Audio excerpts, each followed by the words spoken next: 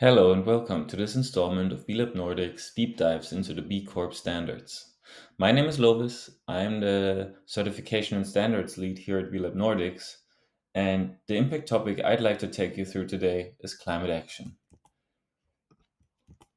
So, as you know, we as BLab continuously update our standards to better respond to the pressing social and environmental challenges we are facing. Our standards are a recipe for how we believe businesses should behave to be good businesses. And the goal is clear: to raise the bar for positive impact and to ensure that every certified B Corp is acting as a true force for good and inspires other businesses to follow their example. In this session, we'll explore why climate action is a central pillar of our standards, what it requires from companies, and how you can start preparing for it. If you want to certify as a B Corp, you need to live up to the requirements for each of the seven impact topics, as well as the foundational requirements, all tailored to your geography, industry, and size. Make sure to determine your company size and the requirements that are applicable to you at this moment in time. When you are ready to start checking how your business measures up against these requirements, go to B Impact and start the process. Now we're diving into the climate action impact topic. The reason why this topic is part of our standards, sadly for all of us, are quite self evident. Climate change affects everyone, and businesses need to take responsibility. We can see that climate change is already causing widespread harm, especially to vulnerable communities. Significant efforts have to be made by companies to keep global warming to 1.5 degrees. Therefore, B Corps are required to lower their emissions and show their progress, because reductions by 2030 and getting to net zero by 2050 are absolutely critical if we're to stand a chance of mitigating the negative impacts of climate change.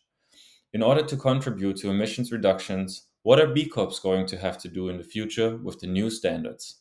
They're going to have to do three things: measure what their emissions are in line with greenhouse gas protocols, set reduction targets consistent with net zero by 2050, implement a plan to deliver on those targets, and ensure a just transition.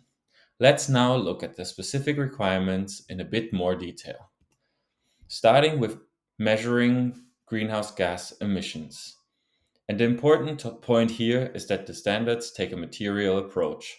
Large enterprises and above are the ones that emit most CO2. Therefore, their efforts can have the most impact in reducing global CO2 emissions.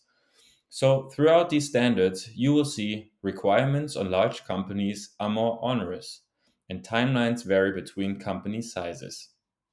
For example, putting a plan in place may be relatively simple for a medium sized company, but for larger companies, it can take longer. Climate Action 1.1 and 1.2 illustrate this. These requirements apply only to large and above. They require companies to have a documented process to measure scope 1, 2, and 3 emissions annually, disclose this data publicly, ensure measurements are verified by an independent third party. These are all year zero requirements. Committing to net zero is the next set of requirements. For smaller companies, medium and below, year zero requirements look like they must have a publicly available climate action plan. The plan should demonstrate their commitment to net zero by 2050. It should outline the objectives and the actions they will take to deliver the plan. And for larger companies, large and above, year three requirements are that companies must have science based targets for emission reductions. These must be validated, for example, by Science Based Targets Initiative or another credible independent third party. They must have a climate transition plan to meet those targets. Companies must consult workers and other stakeholders to ensure a just transition during implementation of the plan. The final area is about implementation and progress. Companies that are large and above, with incentive schemes in place, must ensure that those schemes include a component linked to climate action progress. The very largest companies must use their size, scale, and influence in public policy or through industry associations to be advocates for net zero by 2050.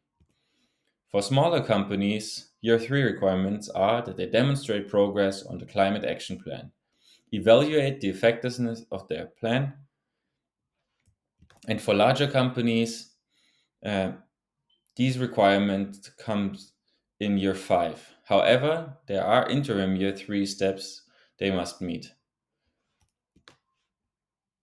A Year 3 requirement for small companies is that climate action plans must be made public, and that requirements to publish plans also apply to larger companies, but only after Year 5. Additionally, companies must act on stakeholder consultations conducted in Year 3. These insights must inform the plan to ensure a just transition. That means actions must protect vulnerable groups affected by the transition. The transition plan must reflect and respond to stakeholder impact. So, that's it. A relatively short but very important set of requirements for companies to ensure that they are contributing to reducing CO2 emissions and mitigating the negative effects of climate change. I hope this unpacked and demystified what it takes to live up to our standards on climate action and that you feel equipped and inspired to take it on.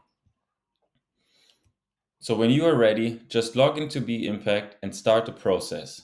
And if you would like further guidance on this topic, start by navigating to our website at bcorporation.dk, where you can find our events and other resources we offer around the new standards, but also, and most importantly, the videos around the remaining impact topics and foundational requirements under version 7 of the B Corp standards. You got more questions? Join our open offices. We have open office hours every first Tuesday of the month that is open to all B Corps, not yet B Corps, and anyone interested in talking to us. Meet the B Lab Nordics team, ask anything, and get inspired to take action.